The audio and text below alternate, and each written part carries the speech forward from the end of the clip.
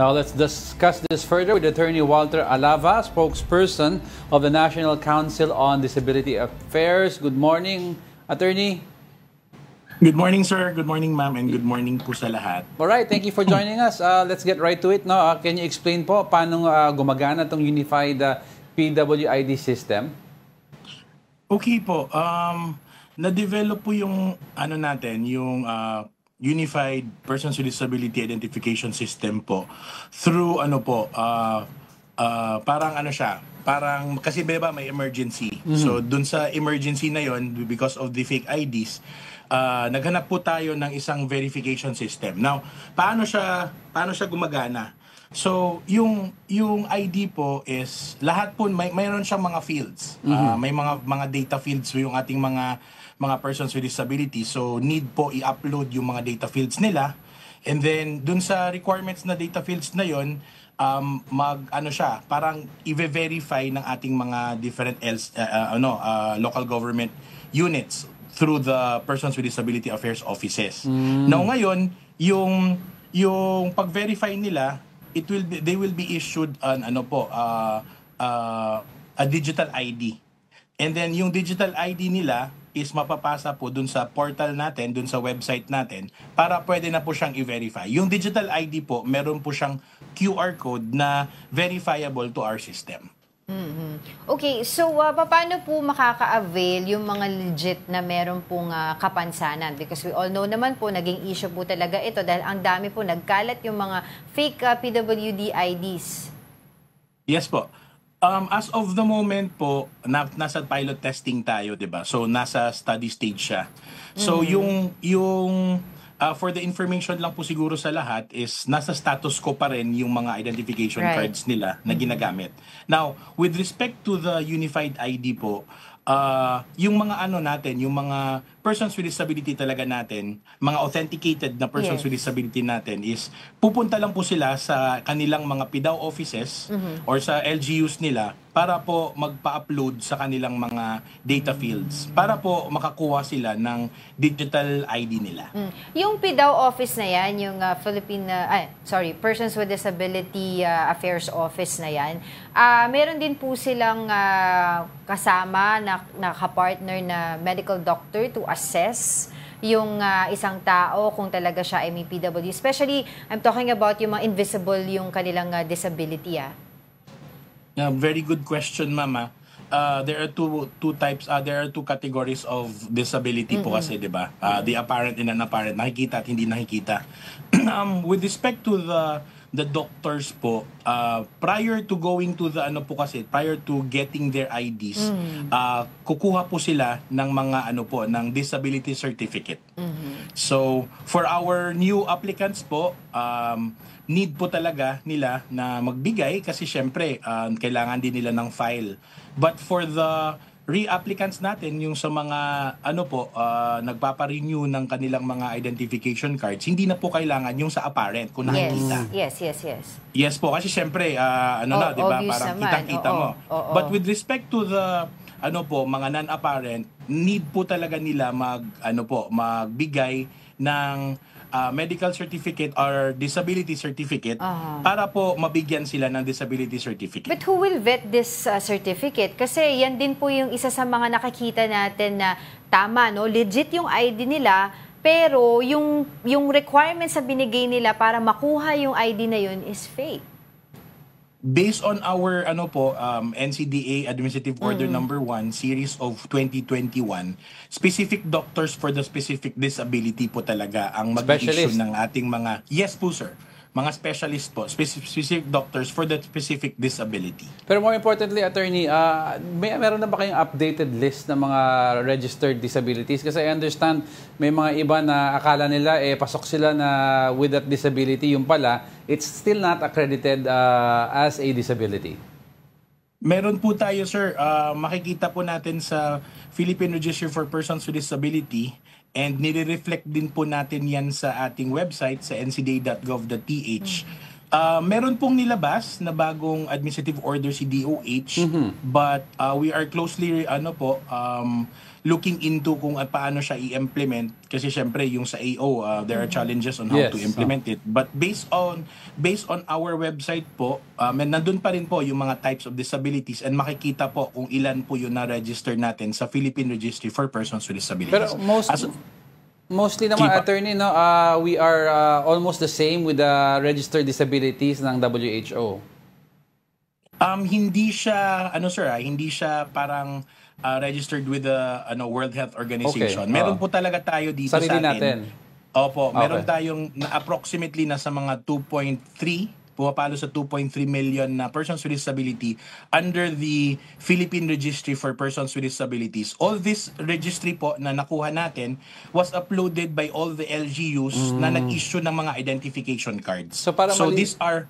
Sige Go po. ahead, attorney, sorry. So these are identification cards that was issued by the LGUs to our persons with disabilities. So yun po yung nasa 2.3 natin. Okay. Malinaw na po yun. At least, so if I want to register myself and get a PWD card, titignan ko muna kung ano yung registered disability. Kung pasok ako doon, pupunta ako sa specialist, and then hihingi ako certificate, ito turn over ko sa inyo. Ganun po ba yun, attorney? Yes po, kasi pagpunta mo dun sa ating sa ating mga PDAO offices, bibigyan naman po tayo ng requirements, and one of the requirements is the disability certificate. So kung yung persons with disability po need niya pagpunta niya dun sa ating mga opisina sa LGUs is to have the certificate and then to fill up the form.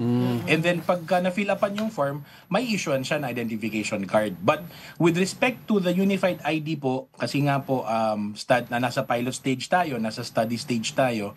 So ang sa kanya naman po is halos the same naman, but the difference is it's a digital ID system and then it's verifiable. Kasi nga po, ginawa siya talaga to address the emergency of the proliferation of fake IDs para po mapuksa natin at ma-verify natin yung mga IDs ng ating mga persons with disability para ang gumamit lang po talaga ng mga discounts and benefits are persons with disabilities. Yeah, I understand po na this is just a pilot rollout, pero do we have exact timeline na po kung kailan po yung rollout nito nationwide?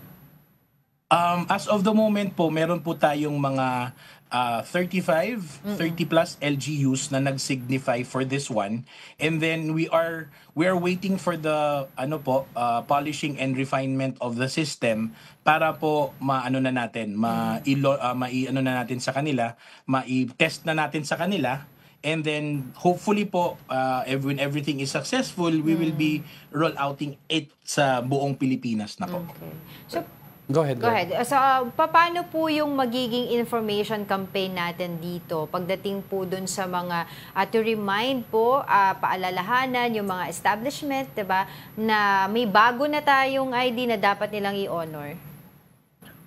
With that po, siguro, let's wait for instructions coming from our chairperson po, the Secretary of the DSWD, Secretary Rex Gatchalian, with paano po natin siya ma-disseminate to the public. But with respect to that po, hinihintay natin yung mga instruction natin sa ating head po. I'd just like to understand this a little bit more, attorney. So, ang end goal ba natin dito is to totally eliminate yung unverifiable physical card and eventually rely on a card that can be verified on face value? Yes, sir. Tama po kayo, sir. Ang pinaka talaga natin as of the moment is to address the emergency concern with the fake IDs and at the same time to have a 24/7 na verification system for our persons with disability para po mawala na talaga at ma-cleanse yung system natin with the fake IDs po. So in the meantime, attorney, kung walang yung ID nito na sinasabi natin ID that can be verified, does establishment still have to respect yung current PWD ID cards natin? Very good question, sir. Tama po. Status quo po kasi, so they have to honor the IDs based on the based on Republic Act 9442 as amended by Republic Act 10754 na yung mga IDs ng ating persons with disability may mga benefits talaga and privileges. They have to honor it. So with respect to verification naman po, it can be verified through the issuer. So kung sino yung LGU na nag-issue, sila po talaga ang Yo. magve-verify nun. So ganun po yung verification at this point kasi may ilang balita po tayong naririnig din po at na ire-report sa atin na nirereklamo po ng mga PWD na pag pumunta sila sa isang restaurant or establishment, hinihingan pa sila ng another ID to confirm their identity and to confirm that PWD ID that they have.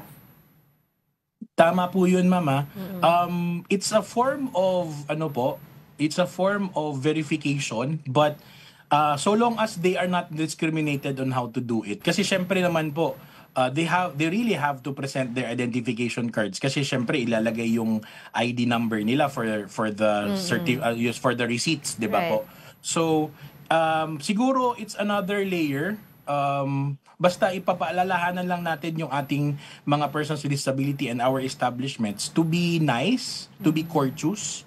Kasi syempre, it is a form of discrimination pag medyo iba yung ating approach.